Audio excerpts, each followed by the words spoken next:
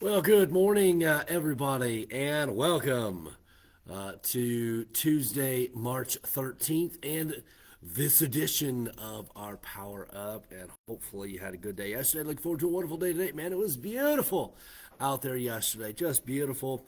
And hopefully, you're able to enjoy some of that sunshine, some of that warm weather. And today, it's going to be. They're saying it's going to be a little cooler, but not much cooler. Still 60-ish. And excited about that. Love these spring days, but we'd better enjoy them while they last. I think there's some 30-degree days coming up. I think it's about 30 degrees right now. But enjoy the spring days while we have them, and hopefully you're able to do so yesterday. I would encourage you, if you're just now getting on, hit that share button real quick so that people know that we are live and ready to go.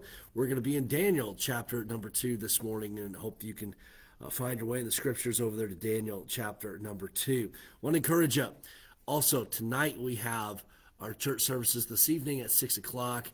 We'll have our adult Bible study. We'll have the rock ministry, youth group, all that good stuff. It starts at 6 o'clock, and hope to see you here for that. If you can make it, we would love to have you out. We are studying through the book of Genesis in our Wednesday night program, and we're kind of in the middle of it ish, looking at Abraham and Sarah and all of that. And so I hope that you'll be here for our Bible study and have your young people here as well. Okay, here we go. Let's look Daniel chapter number 2. Daniel chapter number 2. Let's look at verse number 1 here as we begin a new chapter. It says, "And in the second year of the reign of Nebuchadnezzar, Nebuchadnezzar dreamed dreams, wherewith his spirit was troubled, and his sleep brake from him." And no doubt you've been there, maybe not in the dream aspect of it, but you've been there in your life to where had life situations hit you, life difficulties, and so on. You've had questions in life that needed answering, and your sleep was, here it says, break from you, where you were not able to sleep. It eluded you. And maybe you've been places like that, and you can kind of sympathize a little bit with Nebuchadnezzar because, hey, I've experienced life, and man, I've had times where I have not been able to sleep. That's where he's at. And you know what comes along with that? There's a lot of frustration that comes along with not being able to get the sleep that you need. And when you're going through periods of your life where there aren't answers, where there are some unanswered questions, and man, those are difficult days. And you can kind of sympathize with where Nebuchadnezzar is. And as you would, Nebuchadnezzar does this. He is searching high and low for answers. He is wanting people to interpret this dream. Hey, I've been having these dreams. Man, I have not been sleeping. Man, life is just crazy right now. Hey, what's going on? Okay. Now look at verse number 2. Then the king commanded to call the magicians and the astrologers and the sorcerers and the Chaldeans for to show the king his dreams. So they came and stood before the king. And so he calls all of his people that are in the know, that would understand these things, the magicians, astrologers, sorcerers, Chaldeans. Hey, what's going on? Verse number 3, "And the king said unto them, I have dreamed a dream, and my spirit was troubled to know the dream." He couldn't figure it out. "Then spake the Chaldeans to the king of Syria, O king, live forever. Tell thy servants the dream, and we will show the interpretation." The king answered and said to the Chaldeans, "The king is gone from me. If you will not make known unto me the dream with the interpretation thereof, you shall be cut in pieces, and your houses shall be made a dunghill." Nebuchadnezzar has dreamed these dreams that have troubled him, but he cannot remember what those dreams are. And he says to the Chaldeans, "You need to tell me not only the meaning of the dream, but you need to tell me what the dream is. And if you can't, you'll be cut into pieces, and your house will be made a dunghill." So the pressure's on. The Chaldeans maybe speaking up and say, "Hey, all right, what do you got, O king? We'll be sure and do this for you." And it kind of backfires on them. They kind of jump in there feet first, and they're like, "Man, we'll tell you, hey, what is it?" And now the pressure's on. Verse number 6. But if you show the dream and the interpretation thereof, ye shall receive of me gifts and rewards, great honor. Therefore, show me the dream and the interpretation thereof. Nebuchadnezzar says, guys, if you can't do this, I'll cut you in pieces. And I'll make your house a dunghill.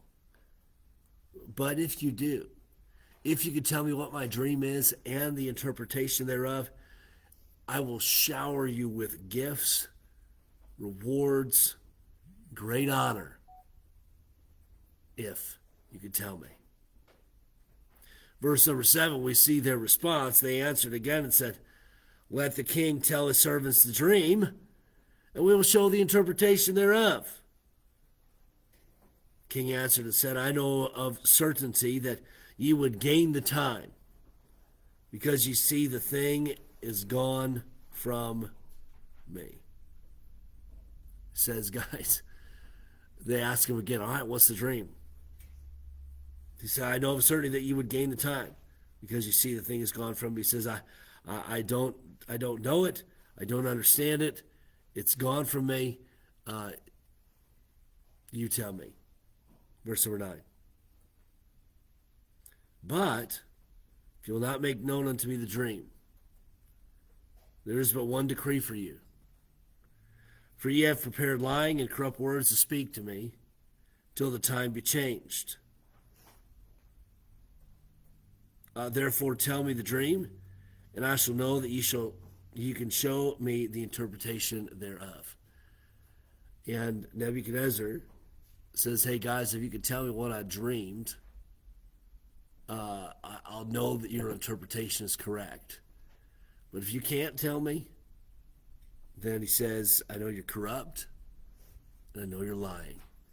So, I mean, you think about this. I think Nebuchadnezzar, not necessarily being a dummy, although sometimes he does make some dumb decisions, he knows these guys. He knows the Chaldeans, astrologers, magicians, and so on. He knows they're all fakes, but he's got nowhere else to turn to.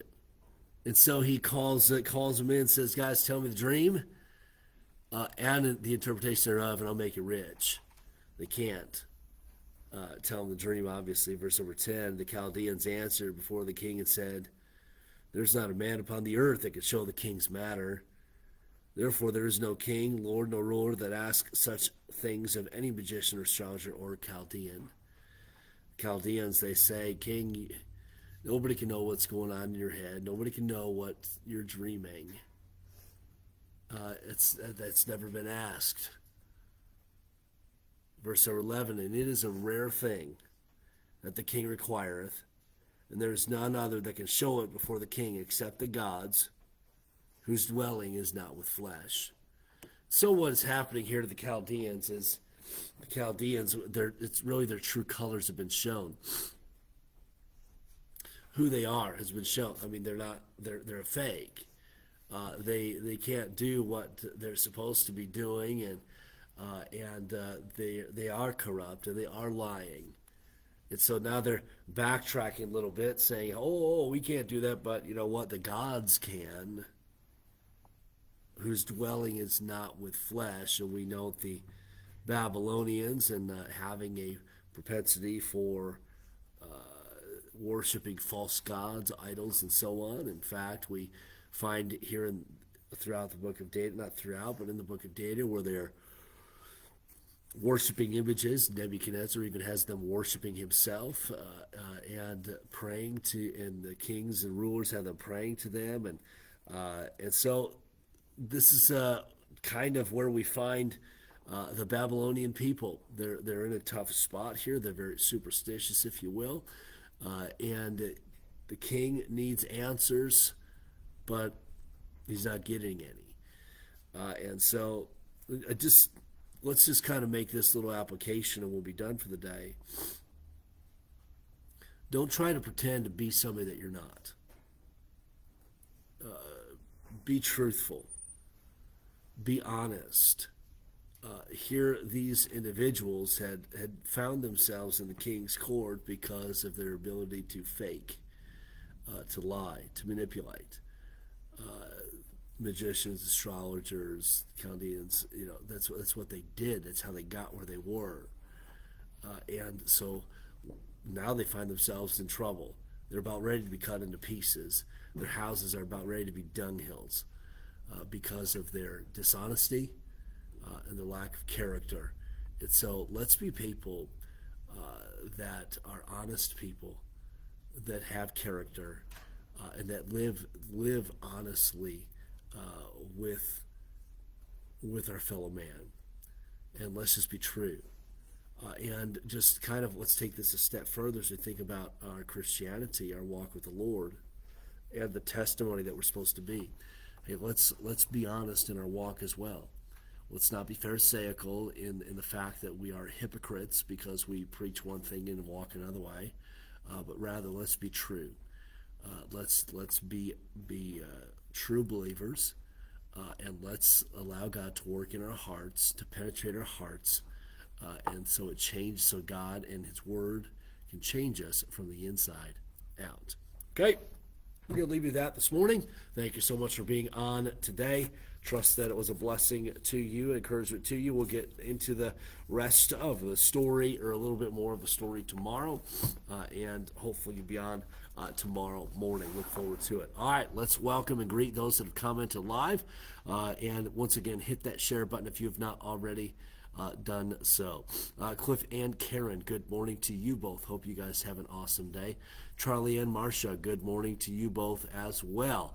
Have a good day. Dennis and Geraldine, good morning. Have a wonderful day to you too. And Luke, thank you for that comment as well. We are to live righteously in this present world, and the purpose for living righteously is so that we may point people to Jesus Christ. Thank you for that comment.